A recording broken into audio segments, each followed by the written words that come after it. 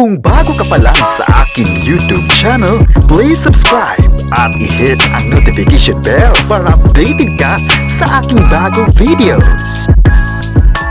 Isang mainstay host, bakit trending sa social media? Bagong kinaaaliwan ng netizens, pinagfiestahan online. Ang buong detalye, alamin!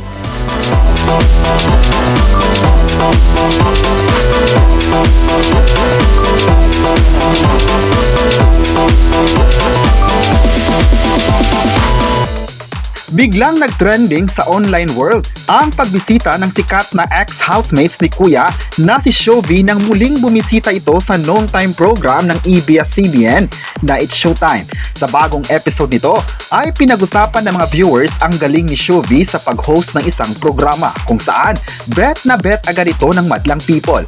Sa mga naganap nga ay tila nakitaan ng potensyal sa hosting si Shovie na pinahangan niya ang mga TV audience at maging ang mga kasamahan nito sa programa.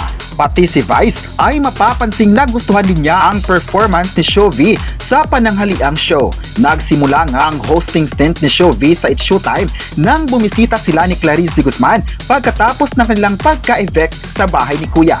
Dito nga ay nag-host ang dalawa na trending talaga ang episode na iyon. Marami nga sa ngayon ang gustong maging part si Shovie sa programa ng It's Showtime dahil sa galing at bibo nito sa pagpapatawa.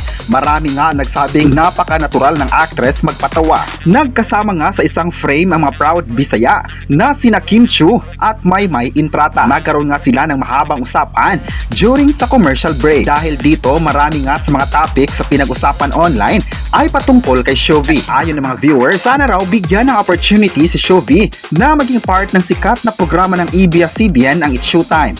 Bankable raw na artist si Shovie na bagay isama sa kumpletong host ng noon time program. Marami pa raw magagawa si Shovie na tiyak aabangan ng lahat ng madlang people. Ang kanyang talento nga ay naging rason para mas dadami pa ang maniniwala sa kanyang kakayahan. Di talaga nabuboard ang mga viewers sa panonood ng episode na andyan si Shovie. Pero lingid sa kalaman ng lahat ay naging host na rin si Shovie sa morning show na unang hirit kung saan marami din sa mga viewers na nasabing morning program ang nagkakagusto sa kanya. Kaya sa It's Showtime, isang malaking opportunity na mapapabilang siya at paniguradong mamahalin siya ng tao. Marami kasi sa mga nakakapansin na pagbisita niya ay kaya niyang makipagsabayan sa ibang host ng programa. Trending nga ngayong araw ang pagkumpara ng netizens na sina Shovie at Jackie Gonzaga. May mga netizens ngayon ang nagsabing mas magaling pa raw mag-host nitong si Shovie dahil napakagaling at parang matagal na sa hosting industry. Makikita nga raw na kuhang-kuha nito ang atensyon ng mga viewers. Iba raw ang galing na ipinakita ni Shovie sa hosting activity kaya nagkaroon nito ng positibong komento mula sa mga tao. May netizen pa nga ang nagsabing magaling naman si Jackie dahil nagtagal siya sa It's Showtime. Pag ang isang host nga raw ay nananatili sa isang programa, ibig sabihin lang nito na nakitaan ito ng galing ng mga tao. At sa tagal nga ni Jackie sa It's Showtime ay napamahal na ito sa mga madlang people. Kung sasabihin ng mga bashers na hindi siya bagay sa It's Showtime, may mga tao pa rin nagtatanggol sa kapamilya host na ito. Karamihan nga sa mga viewers ay proud na sabihin na si Jackie ay isa sa mga host na kanilang inaabangan. Mula nang nawala ito sa It's Showtime ay marami sa mga fans ng It's Showtime ang hinahanap siya. Marami nga sa mga viewers ang nagsabing sana hindi mawawala si Jackie Gonzaga dahil napakagaling nitong host sa programa. Kahit marami man sa ngayon na nagkukumpara kay Shovie at Jackie ay di pa rin mawawala ang pagmamahal ng mga tao sa dalawang host na ito. May mga fans pa nga ni Shovie at Jackie na tila proud sa dalawa na magkasama sa isang frame. Sana raw ay wala ng hate para sa dalawa dahil puro naman silang magagaling pagdating sa hosting. Umaasa naman ang lahat na magiging regular host si Shovie sa It's Showtime kasama sina Jackie at pati na ang lahat ng mainstay host ng It's Showtime. Mas marami nga ay panalo hindi lang sa mga viewers kundi pati na sa buong team ng It's Showtime. Marami naman talaga ang umaasang magiging part ito ng programa sa pananghalian dahil sa best performance na ipinakita niya sa mga tao. Marami pang mga episode na makakasama kasama si Shovie dahil na rin sa request ng mga fans. Hindi na makapaghintay ang mga viewers na mapapanood pa ang sikat na ex-housemates ni Kuya. Tuloy na tuloy pa rin ang kasikatan ni Shovie sa showbiz. Pagkatapos ng stint niya sa Pinoy Big Brother Collab Edition ay dito naman sa outside world siya kuminang. Matapos ang sunod-sunod na pag-welcome ng ABS-CBN at GMA Network ay di na mabilang ang mga taong sumusuporta sa kanya sa labas. Mula sa pagiging simple at hanggang sa sikat na artist na ngayon ay proud na proud ang mga fans na kamit nito. Samantala, viral ngayon sa social media ang pagpa-fangirl ni Shovie kay Ann Curtis.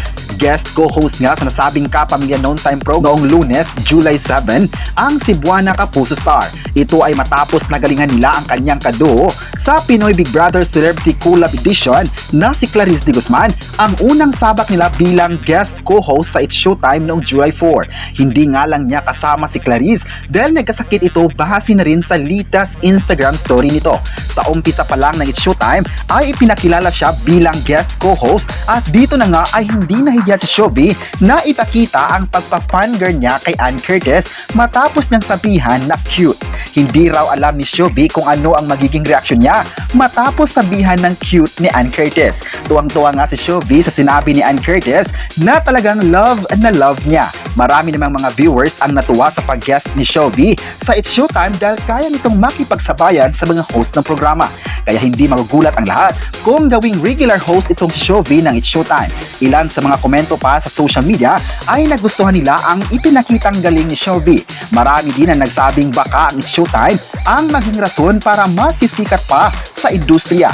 Hindi naman kasi bawal kumuha ng mga artists outside ABS-CBN dahil pwede na itong gawin dahil sa collaboration ng dalawang network. Isang magandang simula ito kung magkakatotoo ang hiling ng netizens na bigyan ng project si Shovie ng ABS-CBN. Talagang hindi magsisi ang network kung isama si Shovie at gawing regular sa sikat na show. Umaasa talaga ang lahat na marami pang exposure sa TV si Shovie. Alam din ng lahat na magti-trending ang mga episodes kung isasama siya sa bardagulan ng mga host na It's Showtime stage. Excited na talaga ang mga funny na masilayan muli si Shovie sa bakuran ng ABS-CBN. Maalalang nagkaroon ng balita noon na kung hindi papalarin si Shovie sa Pinoy Big Brother ay kusa itong uuwi ng Cebu at doon na magstay. Pero sa kasikatan na nakuha niya ngayon, parang imposible na siyang umuwi dahil maraming opportunity na nagbukas sa kanya. Pero ayon naman ng mga netizens, hindi lang ito ang aasahan ng lahat dahil sa ipinakitang performance niya sa It's Showtime ay nakaambang na rin ang mga susunod na exposure ni Shovie sa mga programa. Malalang part din siya sa trending fantasy series na Sangre de Encantadia Chronicles. Nakitaan din siya ng husay sa acting sa show at bagay na binalikan ng kanyang mga videos sa nasabing serye. Di nila akalain na part pala si Shovie sa serye bago pa siya pumasok sa loob ng bahay ni Kuya. Isang magandang hakbang ang Pinoy Big Brother para mas makikilala pa ng gusto si Shovie sa showbiz. Kayo, ano ang masabi nyo na ikinukumpara si Shovie kay Jackie Gonzaga? I-comment na kung nagalingan din ba kayo kay Jackie Gonzaga at huwag kalimutang i-subscribe ang ating YouTube channel.